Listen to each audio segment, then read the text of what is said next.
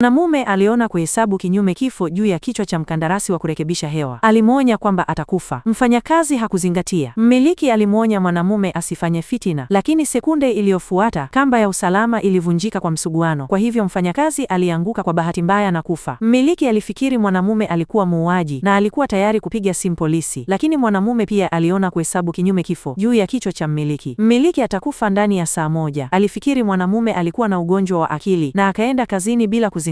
Lakini chini ya dakika 10 baada ya kufika ofisini, alipata mshtuko wa moyo. Alianguka chini na kupoteza pumzi. Baada ya kujifunza kuhusu hili, mwanamume alikuja mara moja. Ndipo alipogundua kwamba kuhesabu kinyume kifo kulikuwa kumeonekana kwenye kichwa cha kila mtu kwenye kampuni. Hii ilimaanisha kwamba jengo lingelipuliwa hivi karibuni. Kwa hivyo aliwaonya kila mtu mara moja, lakini hakuna mtu aliyetaka kumwamini katika kukabiliana na madai haya yasiyo na msingi. Badala yake, walifikiri alikuwa amepotea akili. Meneja wa kampuni alimwonya kwamba ikiwa ataendelea kusema upuuzi, atafutwa kazi. Wakati huo, mwenyekiti wa kampuni alivutiwa na ghasia. Kwa kuwa wawekezaji wanaandaa kutembelea leo, hata uruhusu chochote kuharibika kwenye ushirika huu. Mwanamume alikata tamaa na kuamua kuacha kuwaokoa na kukimbia mwenyewe. Lakini kisha mwekezaji anaonyesha na mke wa mwanamume. Yeye ni mshauri wa mwekezaji, akiwaona kuhesabu kinyume kifo kwenye kichwa cha mke wake. Mwanamume lazima amwokoe, lakini hata mke wake hamwamini. Hata alijaribu kujitenga naye. Kuliona hili, wengine mara moja walimzuia mwanamume. Kuhesabu kinyume kwa bomu kulikuwa na wakati mdogo sana uliobaki. Mwanamume alijitahidi kujikomboa na kumlazimisha mkono wa mke wake kukimbia nje. Kama ilivyotarajiwa, utabiri wa mwanamume ulithibitishwa tena. Hakuna mtu aliyenusurika isipokuwa wao.